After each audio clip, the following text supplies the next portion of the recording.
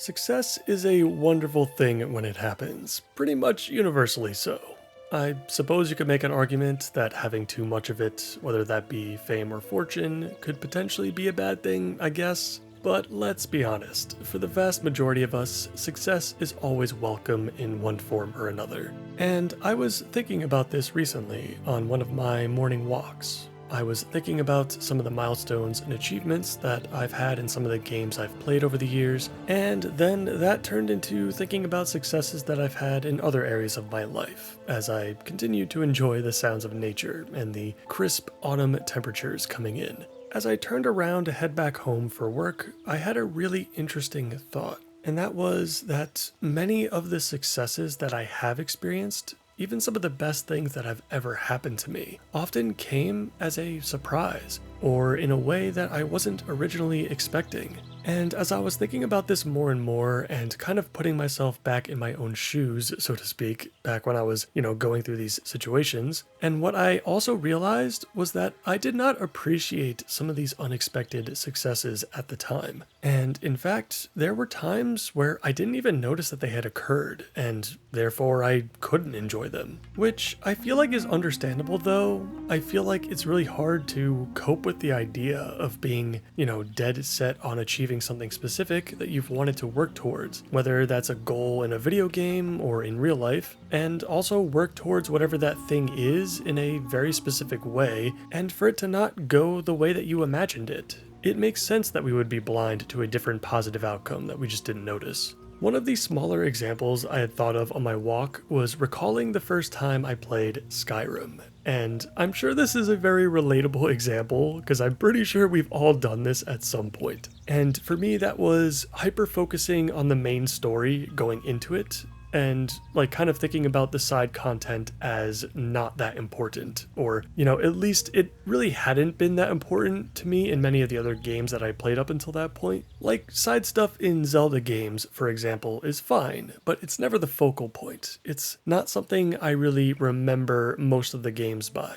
When in reality, at least in my opinion, the stories of the other guilds and the dungeons and all the other side content that makes up Skyrim is actually what makes it special to begin with. In my situation, I got through some of the main story and was enjoying myself for the most part, but I eventually ended up in Riften randomly, and I just fell in love. I fell in love with the city, its politics, and then stumbling into the Thieves Guild. And my character's entire identity rapidly shifted from the Dragonborn to something completely different. I totally abandoned the main story, and funnily enough, to this day, I still haven't seen it all the way through, despite all the replays that I've done of that game. And this is just a really small example of something awesome that I wasn't expecting going into the experience. And I could have easily forced myself into the main story anyway, and just, tried to ignore the other aspects of the game that I ended up being really interested in and actually, the stuff that actually really grabbed my attention. But I'm really glad that I didn't, because that's actually exactly what happened to me throughout my World of Warcraft journey, particularly with my very short stint as a Mythic Raider back in Legion. And I'll just briefly touch on that story here because I do think it applies to this idea of unexpected success quite well, but I've already gone over that story in a bit more detail in this video, which you can check that out later if you'd like. But this was a classic example of pigeonholing myself into a specific archetype of player, regardless of whether or not I enjoyed being that archetype. And I'll explain how I can tie this all back to that idea of unexpected success. To quickly summarize that story, I had spent the first 8-ish years or so of my WoW journey romanticizing the idea of becoming a high-end raider, but never actually committing to the idea. So it was this lingering thought, this desire that was just, constantly sticking to me as I played the game. That was until I decided to bite the bullet and do it, just to prove to myself that I could, and also that this is the type of player that I wanted to become moving forward. I settled on my Death Knight, logged into Legion, and went all out on the Emerald Nightmare patch. And it went wrong in a few different ways. At least, that's what I thought at the time. The quick list of reasons why I originally thought this was such an awful experience for me included the fact that I was forced to play my character in a very specific way, like taking talents that I didn't necessarily want to take. There was basically no room for creativity because only what was optimal was acceptable.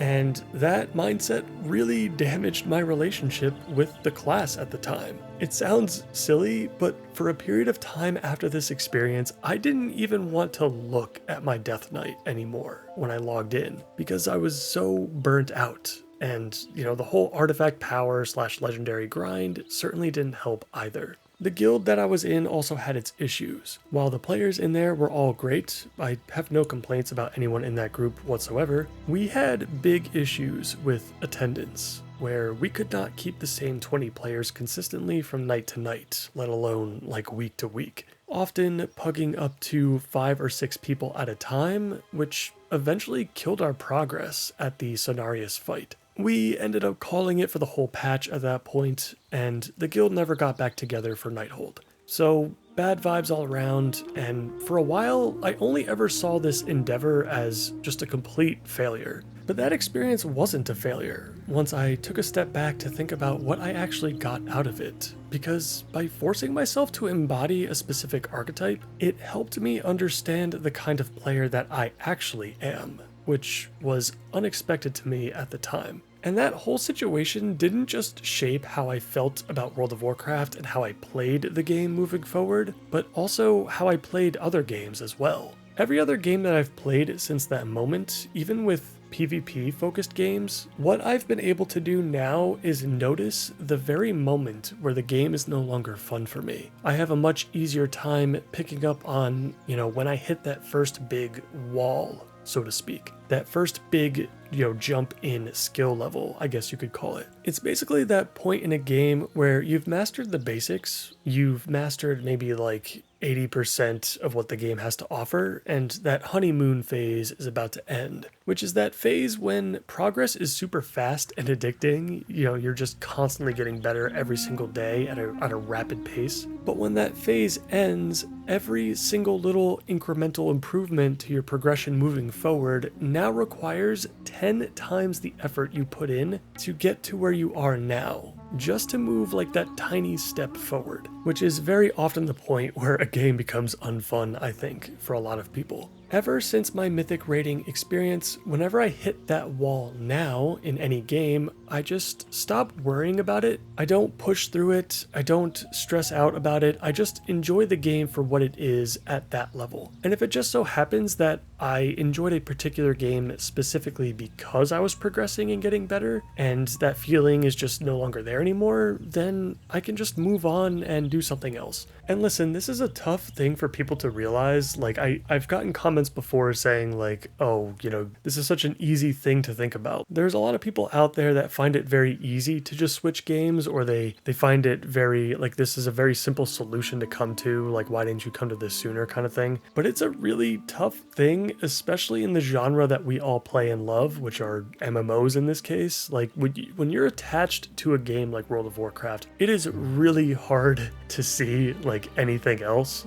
and to like notice what else is going on around you. And yeah, I don't know, some people just need this perspective in order to have a healthier relationship with their game, or just gaming in general. But this all completely shifted the way I look at these games, and I don't know, if that's not the definition of unexpected success, then I don't know what is. Something else that came up while I was reflecting on that experience was the term silver lining, which I guess this makes sense. Like, I suppose I could have considered the result of all of this to be a silver lining, because silver linings are kind of like unexpected successes, but I don't know. I'm not sure if that's always the case, because silver linings are sometimes expected, or they could at least be thought of as a possible result of a given endeavor or project or achievement before going into it. And I feel like we use the term silver lining as a way to outline a small win, like a small good thing that you could pull out of a really, really terrible situation. But the important thing to note there is that situation overall is still really bad.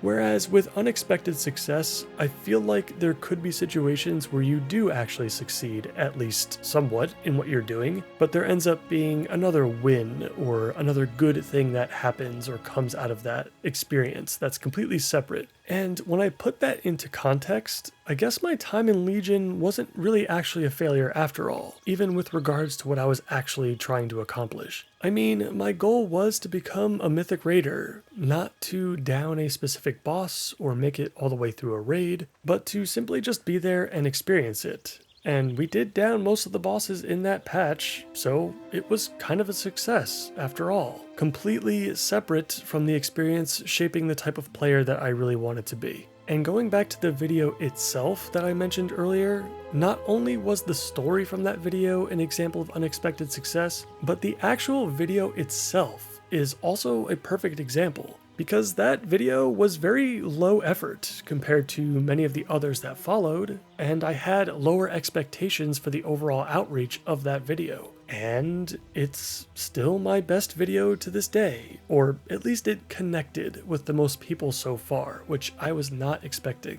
Alright, so I've talked a lot about gaming so far, but I wanted to go over one last example, of a non-gaming example of unexpected success that I was thinking about on my walk. And this one is very important to me and something I haven't thought about in a while. So roughly 11 years ago at this point, I believe, geez, it's been a long time, I went through a really bad breakup with my ex, which at the time, this had been my first real long-term relationship, and I was in arguably the worst mental and emotional state that I had ever been in.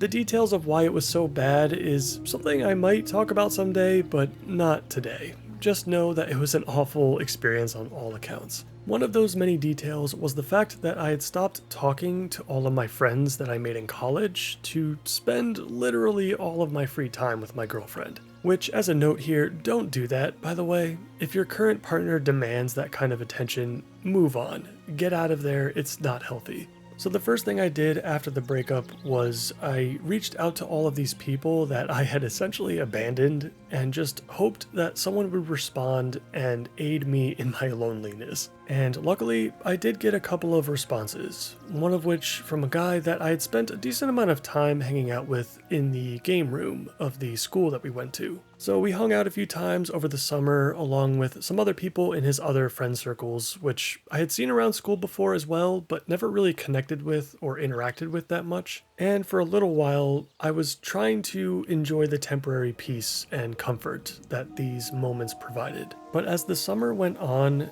we spoke less and less. And it was one of those things where I was definitely starting to feel like this friendship was more suited specifically to the game room and, not something that should exist outside of that, I guess, if that makes sense. Like, there's just some people or some groups that you interact with all the time at school or maybe even at work where you enjoy their company in those settings, but it's just not the same when you try to connect outside of those places. And this is what was happening here with my friend. After a bit of time had passed, I got a text from him asking if I wanted to join him and some other people for dinner and some drinks. And this group of people was completely separate from his other friend groups and mine as well. And so the only reason he was really inviting me was because a guy that we both knew from school, like another acquaintance of ours at the time, was getting some random people together just to hang out. And my friend didn't want to be rude and not accept, but he also didn't want to go on his own without bringing someone else along. So he asked me if I would come. I don't know if I was his first choice or not. I never really found that out.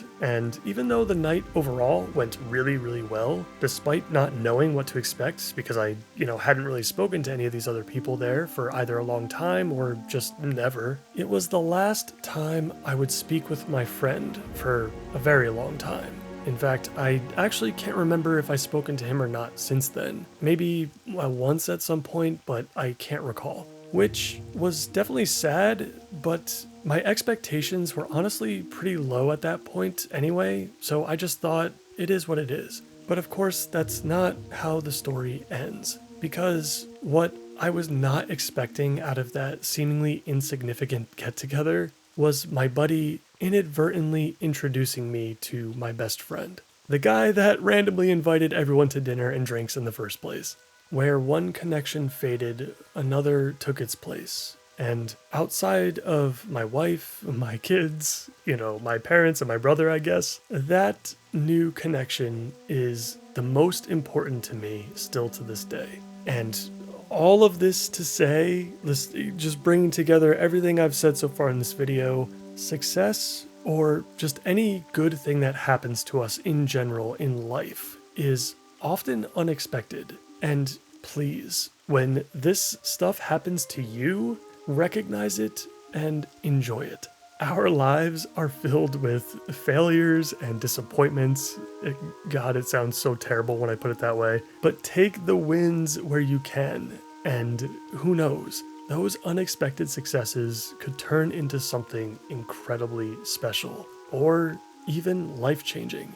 Whatever you're doing right now, just keep at it, keep doing what you're doing, keep pushing forward, and if you're not currently working towards something, just pick something and be happy when it doesn't necessarily turn out as you expected. At any moment, you could roll high and your life is changed forever. That's going to do it for me for today. And I'd love to hear about your unexpected success stories in the comments below. Stay safe, and I'll see you in the next one.